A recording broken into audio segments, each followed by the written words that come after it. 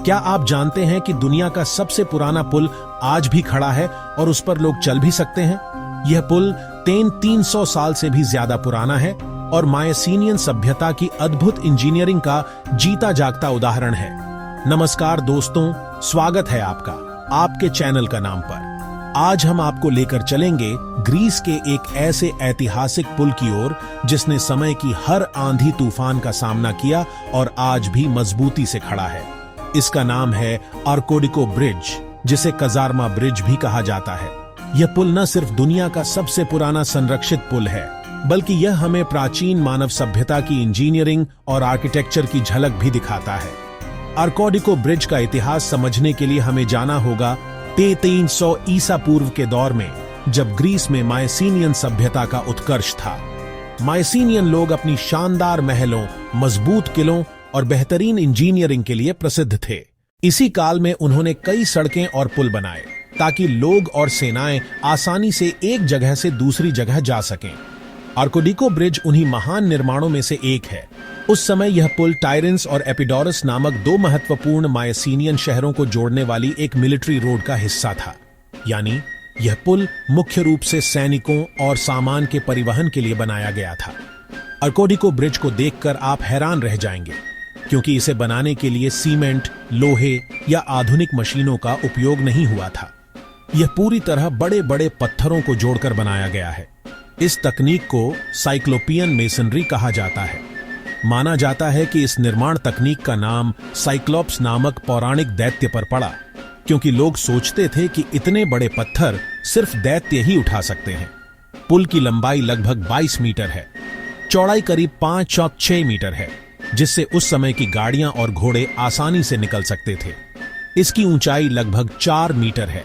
सबसे खास बात यह है कि इस पुल में कॉर्बेल्ड आर्च तकनीक का उपयोग किया गया है। इसमें पत्थरों को धीरे धीरे अंदर की ओर रखते हुए एक आर्च का आकार दिया जाता है, जिससे वजन बराबर बंटता है और संरचना मजबूत रहती है। मायसीनियन काल में यह पुल सिर्फ एक मार्ग नहीं था, बल्कि यह आर्थिक और सैन्य गतिविधियों का केंद्र था। इस पुल से होकर सैनिकों की टुकड़ियां गुजरती थीं। व्यापारियों के काफिले इसी रास्ते से गुजरते थे। आसपास के गांवों और शहरों को जोड़ने में यह पुल अहम भूमिका निभाता था।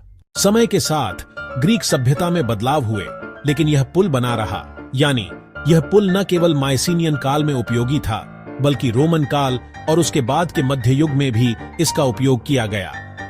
19वीं सदी में जब पुरातत्वविदों ने ग्रीस की प्राचीन सभ्यताओं की खोज शुरू की, तब उनकी नजर इस पुल पर पड़ी।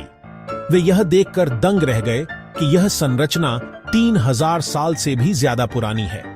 आज यह पुल ग्रीस का राष्ट्रीय पुरातात्विक स्मारक है और इसे विशेष संरक्षण प्राप्त है। ग्रीस सरकार और यूनेस्को इसे सुरक्षित रखने के लिए लगातार प्रयास कर रहे हैं। आज भी यह पुल पर्यटकों के लिए खुला है।